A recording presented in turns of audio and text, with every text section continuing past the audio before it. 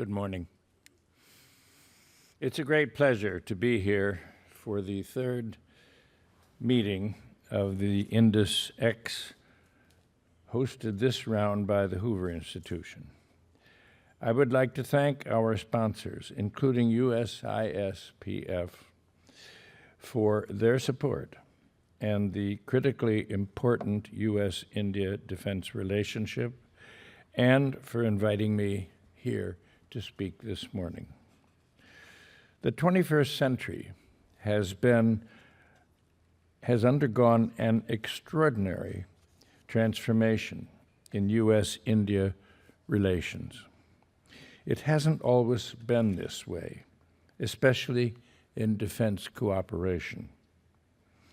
India tested its own nuclear weapon in 1998,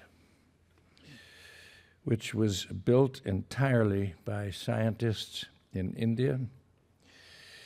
And in response to both India's neighbors, China and Pakistan, developing nuclear power at that stage. India's initiative, of course, violated the Non-Proliferation Treaty of 1968, which India had not signed and did not later sign.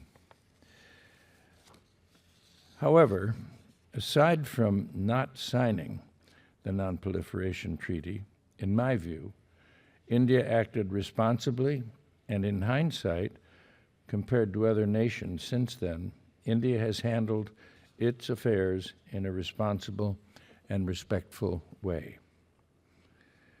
It was the Clinton administration that put sanctions on India after it tested its nuclear device in 1998.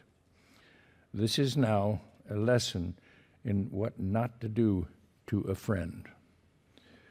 The damage to the relationship at that time was so significant that when I arrived in India in early 2004 as United States Ambassador to India, my number one goal, above all, was to restore the relationship and what I considered, and still do, to be our most important friend in the world going forward.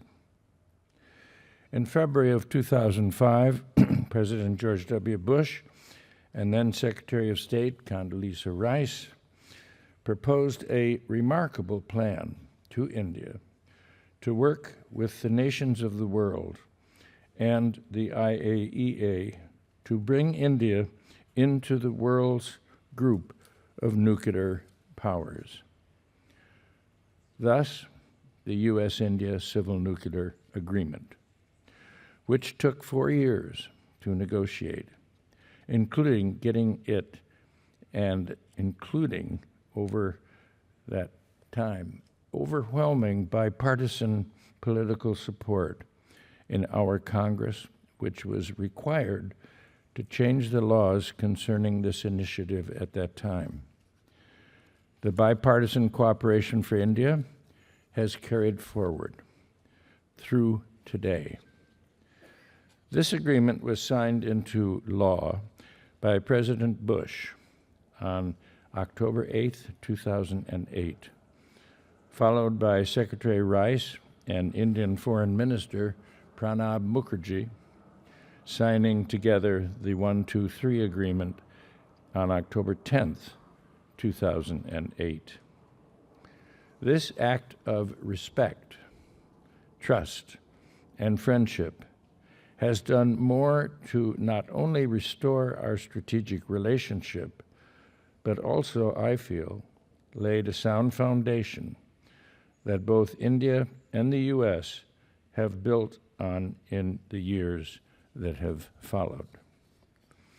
Nowhere in the overall relationship is trust more important than in defense and security cooperation.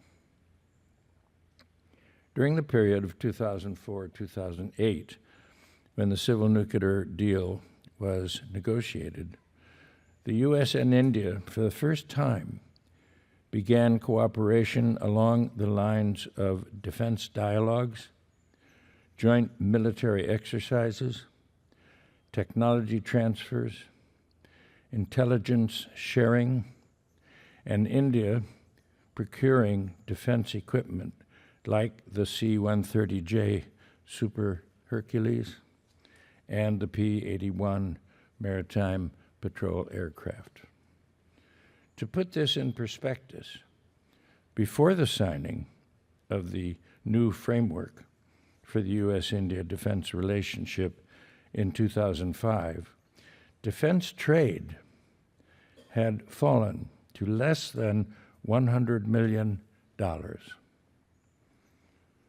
Today, our defense trade is valued at more than $20 billion.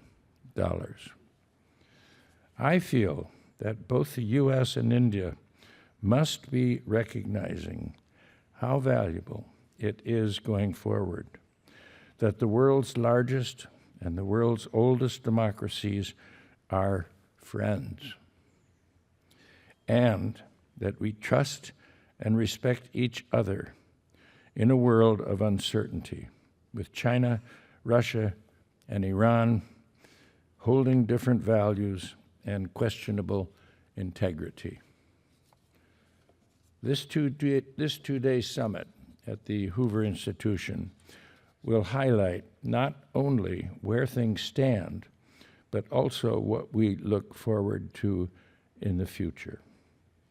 Here today, we have a remarkable gathering of experts, industry leaders, military officials, policymakers from both the United States and India, representing the dynamic defense ecosystem that is crucial to our partnership.